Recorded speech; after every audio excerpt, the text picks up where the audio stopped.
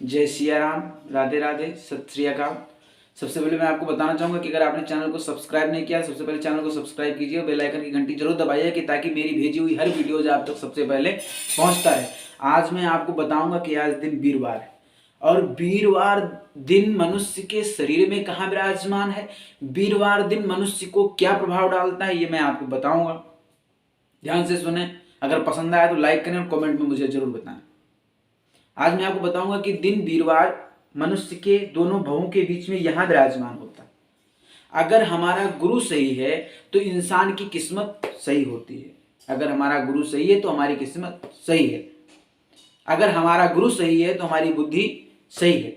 इसलिए गुरु का स्मरण जरूर करना चाहिए, गुरुवार का पूजन जरूर करना चाहिए। दिन वीरवार के दिन मनुष्य को केले का पूजन करना चाहिए, वीरवार के दिन व्रत रखना चाहिए और वीरवार के दिन पीला चीजों का दान करना चाहिए और वीरवार के दिन इस मंत्र का पाठ अवश्य करना चाहिए।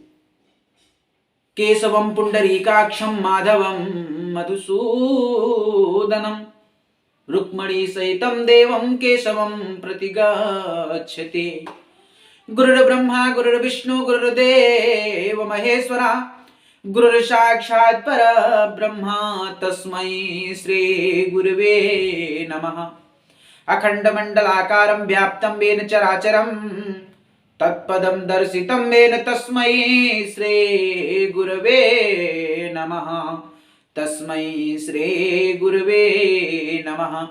दिन वीरवार के मनुष्य को इस श्लोक का उच्चारण अवश्य करना चाहिए और वीरवार के दिन मनुष्य को व्रत रखना चाहिए, केले का पूजन करना चाहिए और वीरवार के दिन पीली चीजों का दान करना चाहिए।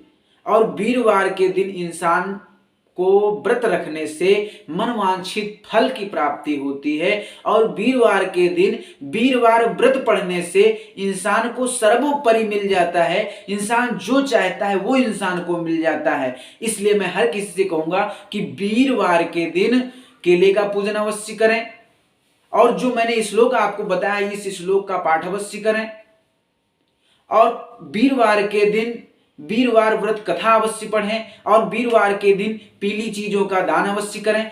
अगर इंसान को नग धारण करना हो तो पीला नग जैसे पुखराज धारण कर सकते हैं। इंसान को वीरवार के दिन पूजन व्रत तप अवश्य करना चाहिए। अगर वो नहीं कर सकता है तो भगवान विष्णु का पूजन तो अवश्य करना चाहिए। अगर व्रत नहीं कर सकता है, केले का पूजन नहीं कर सकता है, कोई चीज दान नहीं कर सकता है तो भगवान विष्णु का स्मरण जरूर करना चाहिए, जो कि इस श्लोक के द्वारा शांताकारं भुजगशयनं पद्मनाभं सुरेशं विश्वाधारं गगनसदृशं मेघवर्णं शुभांगं लक्ष्मीकान्तं कमलनयनं योगविद्या निगम्यं वन्दे विष्णु भवभयहरणं सर्वलोकैकनाथं सर्वलोकैकनाथं।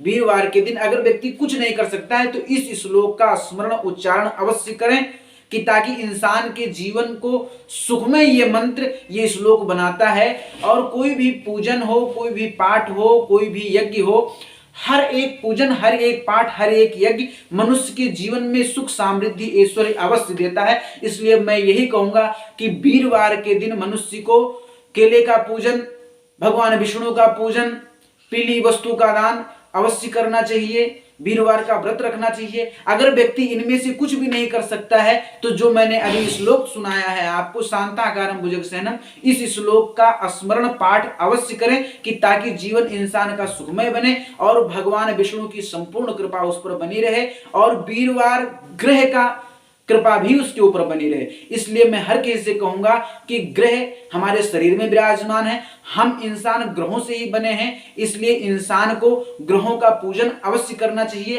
और पृथक पृथक करना चाहिए। अगर ग्रहों का पूजन नहीं कर सकते हैं तो जिन भी देवता को आप मानते हो उन देवता का अगर आप पूजन करेंगे तो आपके कुंडली के सारे ग्रह शांत हो जाएंगे और वीरवार ग्रह भी आपका शांत हो जाएगा। गुरुवार जो होता है वो इंसान के यहाँ पर दोनों भवों के बीच में विराजमान होता है, इसलिए मैं हर इंसान से कहूंगा कि वीरवार दिन श्रेष्ठ दिन होता है। गुरु देवताओं का राजा है, देवताओं का गुरु है और हम सबका भी गुरु है। अगर देवताओं का गुरु है, देवताओं को अगर सही रास्ते पर चला सकता है तो हम सबको भी सही रास्ते पर चला सकता है। इसलिए मैं हर किसी से यही कहूंगा कि वीरवार के दिन मनुष्य को पूजन पाठ अवश्य करना चाहिए। अगर वो पूजन पाठ नहीं कर सकता है तो जिस भी देवता को मानते हो उस देवता का स्मरण अवश्य करना चाहिए, क्योंकि ग्रह से हम बने हैं, हमसे ग्रह नहीं बने हैं। कुंडली में जितने भी ग्रह हैं सभी हमसे नहीं बने हैं, हम ग्रहों से बने हैं। ग्रह हमारे ऊपर डिपेंड होते हैं। अगर हम ग्रहों को उपाय करेंगे, ग्रहों का पूजन करेंगे तो ग्रह हम पर शुभ एवं संपूर्ण आशीर्वाद प्रदान करते हैं। इसलिए मैं हर किसी से कहूंगा कि ग्रहों का पूजन अवश्य करना चाहिए। अगर ग्रहों का पूजन नहीं कर सकते हैं तो भगवान शिव की पूजन तो अवश्य करना चाहिए, क्योंकि शिव जी का पूजन करने से इंसान को मनवांछित फल की प्राप्ति होती है। अगर शिव जी का भी पूजन नहीं कर सकते हैं तो जिस भी धर्म को मानते हो, जिस भी भगवान को मानते हो, जिस भी मजहब को मानते हो, उनका स्मरण कीजिए, उनका ध्यान कीजिए कि ताकि आपके परिवार में, आपके व्यापार में, आपके कुंडली में जितने भी क्रूर ग्रह हैं वो शांत हो जाएंगे। जय सिया राम, राधे राधे, सत श्री अकाल।